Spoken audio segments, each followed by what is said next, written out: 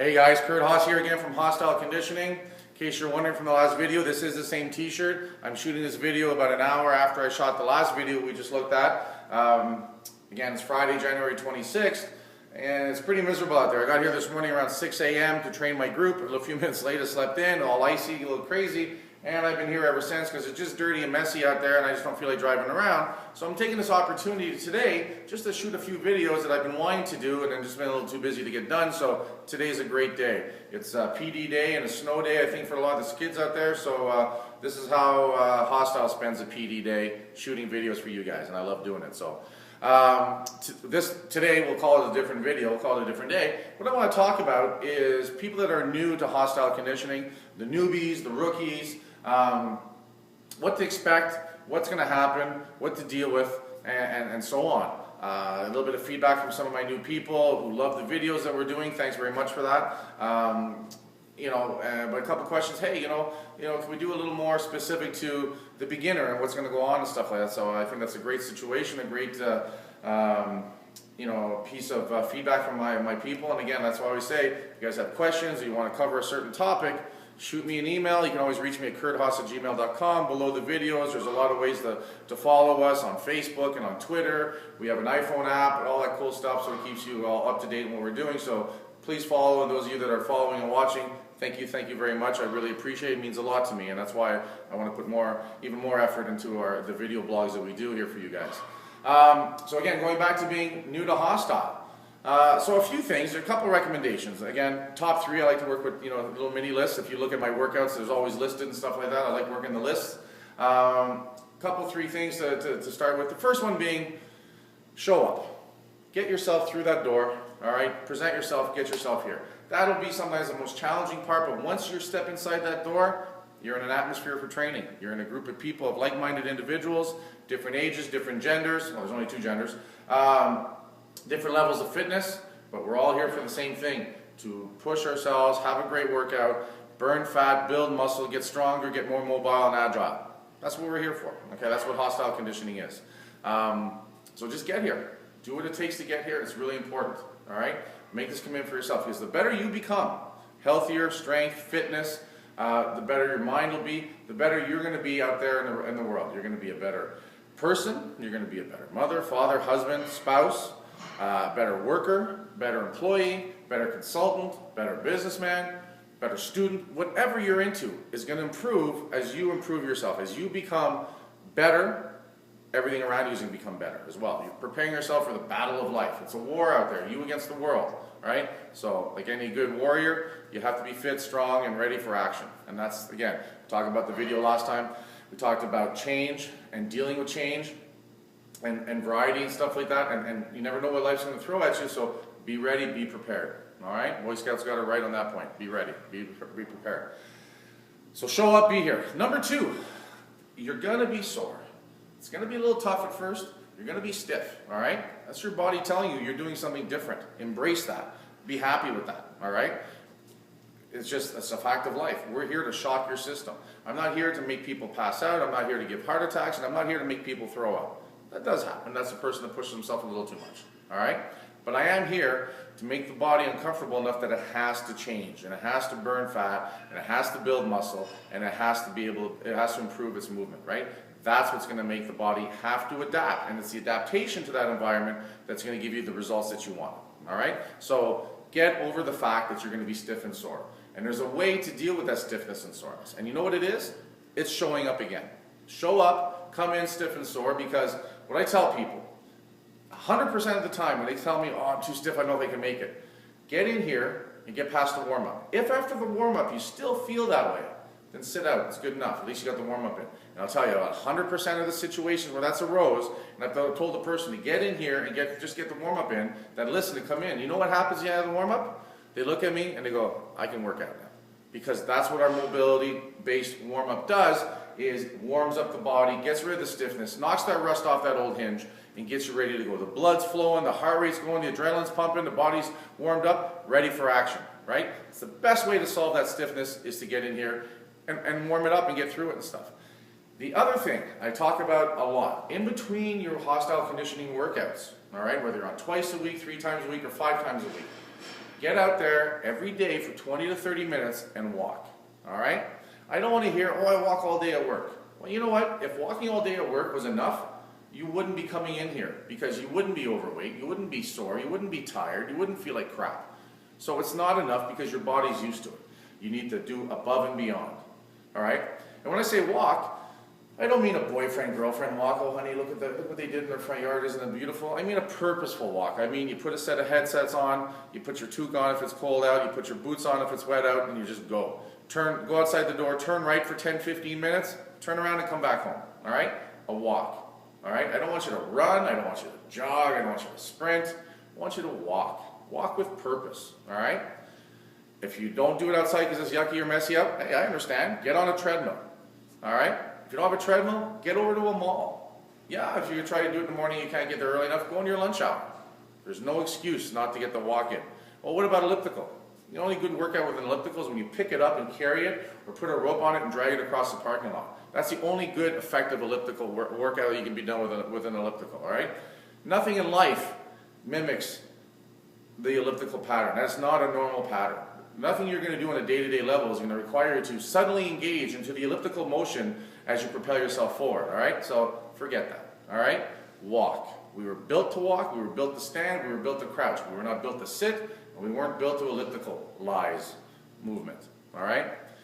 Get to a mall, you know, get out in your lunch hour. A lot of you people work through your lunch because it's a habit. Well, you know what? People that work through their lunch, their productivity for afternoon is garbage.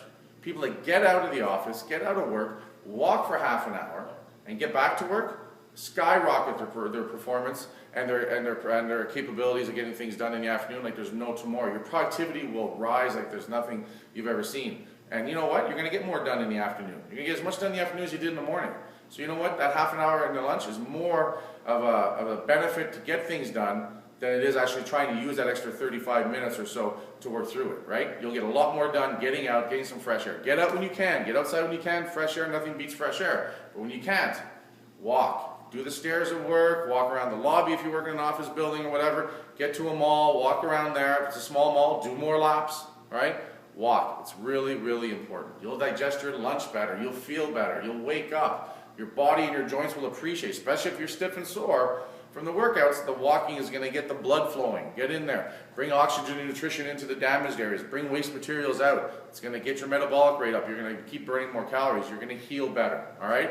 So that's the first thing. The second thing is that you need to walk. Make sure that you're getting past the stiffness and soreness. Work that soreness out. Don't sit still and try to, well, I won't do anything for 4 days. I'll feel better. You'll feel worse. Don't get caught up in that. Don't lull yourself into that. Get up and move.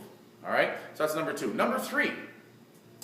Most important, be consistent, all right? Get in, do your workouts. If you're on twice a week, get in twice a week, all right? If you're on 3 times a week, get in 3 times a week. You can't make a class because something's come up. Life does throw curveballs. I totally understand that. Send me an email. Kurt, I can't make the class I wanted to come into that you suggested. What should I do? I'll say, well, listen, get this class in the next day. Get in here tomorrow morning, you know, for a 6 a.m. class. Come in the afternoon. I'll put a little workout together for you and you can do it. I'm going to help you. I'm going to make sure you get it done. Be in here, be consistent, all right? Consistency will make the biggest improvement overall because when the body sees consistent change and consistent effort, it is even forced even more to keep making adaptational responses, all right? So it's going to make you stronger, it's going to make you fitter, it's going to make you healthier. Be consistent, okay? That being said, a couple things to expect, and when I try to work with new people, the newbies, the rookies, the new guy, as someone said this morning, I thought it was pretty cool, is I sort of break down your first month. There's certain priorities I like to see happen, all right? Obviously showing up is big, you know, get past the soreness and be consistent, but not, you know, the thing I want to work on for the first 2 weeks is just your training. Just focus on your training. Sometimes we get into a new genre, we feel empowered, we want to change our lives, we want to quit smoking, we want to quit drinking, we want to quit this, we want to quit that, we want to start a new diet, and we want to start exercising.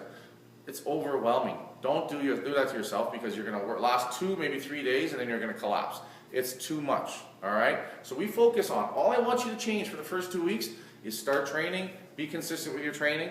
That's all we worry about in the first 2 weeks. Get in, work out. Get in, warm up, mobilize, work out. That's your job for the first 2 weeks. That's it, and walk in between. That's enough. Those are going to be changes from there. In fact, after the first 2 weeks, you will wake up on that third week, and I say it a lot, you will wake up on that third week, that morning, and feel 5 to 10 years younger. It's just, it happens. And you sit there and go, son of a gun, he was right. You don't want to believe it at first because you felt terrible for the last few years, but I'm telling you, wake up that third morning, you're going to sit up and go, son of a gun, I feel better. Excellent. So in the third week, what we work on is we start looking at your nutrition. I have what I call the man diet, omnivore man, not meaning man versus female. And that's a great parameter that I work with. It's a lot of clean eating, a lot of good whole foods, some supplements and stuff like that for sure. But definitely it's about getting your 4 to 6 meals in a day, your shakes, how to prepare, what the foods to go with. Very actually simple plan. And how to go about setting your week up for success with that. So that's what we work on the third week, is we just start eating better. Some of you might start a little bit sooner, but as a rule, you're ready for something new to keep that momentum going. All right, so we start eating better, we're feeling better, we're better fueled, and the diet I work with is what I call a performance-based diet. It's geared to help you burn more fat and stay leaner, but it's also geared to make you recuperate very well so that you can come in and work out better and better. It's not a starvation diet, it's not a fad diet, it's not a diet that's going to make you feel like crap because you're not getting enough nutrients and you're bonking all the time. It's the complete opposite. It is a diet for performance, all right? Because when you're in here, treat yourself like an athlete. You're here to perform, all right? Set it up with the nutrition so it gets better and better and better, all right? That's when we work that. So third week, you're ready for that. On the fourth week, and the fifth week, what I like to do then is fine-tune things. Have a sit down with you guys, one-on-one. We'll sit down and say, hey, Kurt, you know, it takes 15 to 20 minutes just to sit down and we just have a talk. You know, I'll be sitting there saying, hey, Jack, what's going on? Where are you at? How are things going? You know what I mean? You know, John, it's going really well. Paul, what's happening, right? You know, things are moving really well for you, right? So what's going well? What's not going so well? Let me see what's going on. Let me see your training journal. We'll talk about that in future videos. Or your diet journal. We'll talk about that, right? Other ways to keep yourself focused. But then from there, we do what I call some fine-tuning. So based on what you're giving me for information, based on what we're seeing on weight loss when we do the weigh-ins, we'll start tweaking things. Let's look at that diet. You're really following this, and this. You are good. Oh, let's change this. You're not. Well, let's focus on that. Let's get that going, right? At that point too, let's look at the training. Well, maybe it's time for you to ramp something up. Maybe it's time for you to come and try this class. Maybe it's time for you to come back to some mobility based on what's happening, right? We have more information after the third and fourth week that we can sit there and just keep tweaking things, keep refining the process, all right?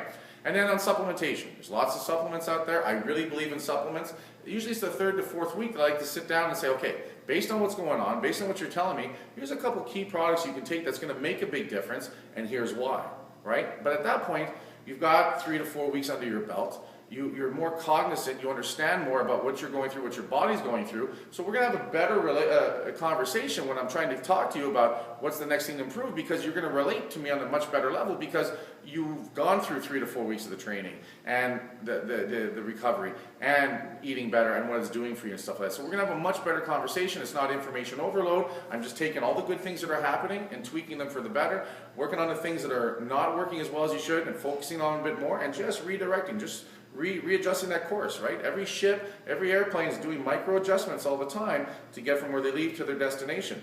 No one just jumps up in a plane or a boat, fires it up and goes, right? Because you're not going to get to where you want to go. There has to be some fine tunings in the navigation. And that's what we do in week 4 and 5, all right? And that's the way I like to break it down. And at the end of 30 days, it's going to be a significant change. You're going to feel so much better. The coolest thing I like to hear, and I hear often, is that I joined to lose 30 pounds, I joined to lose 50 pounds, but you know what? I can do this now. I can do this move. My God, I went and played golf, and I crushed the ball, and I enjoyed it, and I played the whole 18, and I felt fantastic. I went skiing, and last year, you know, I could only do 5 runs, and I was tired. I skied from the early morning till the evening, and then I got up next morning, I skied some more. You know what I mean? Those are the really cool success stories about what happens here carries over into your day-to-day. And then it's always followed up like, oh yeah, and I lost 22 pounds. But you know, you're more excited about what you can do now and about what you're able to do at a better level and do things you've never done before, haven't done in 20 years, becomes much more exciting and much more what you're talking about. And when I say what the results are, those are the things that come to mind first. And losing that 20 pounds, 30 pounds is more of a collateral issue. It's really like, oh yeah, I lost 30 pounds, it's cool, you know, that kind of thing. But no, you know, you're more excited about what you can do now than what you've lost, right? And that's fantastic, and I think that's a great way to look at it.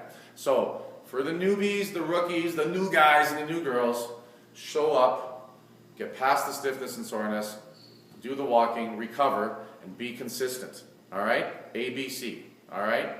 And again, you're going to do really well if you stay focused. I'm here to help you. You can reach me. You can contact Beth here as well. We are here to help ensure your success. Like I said, first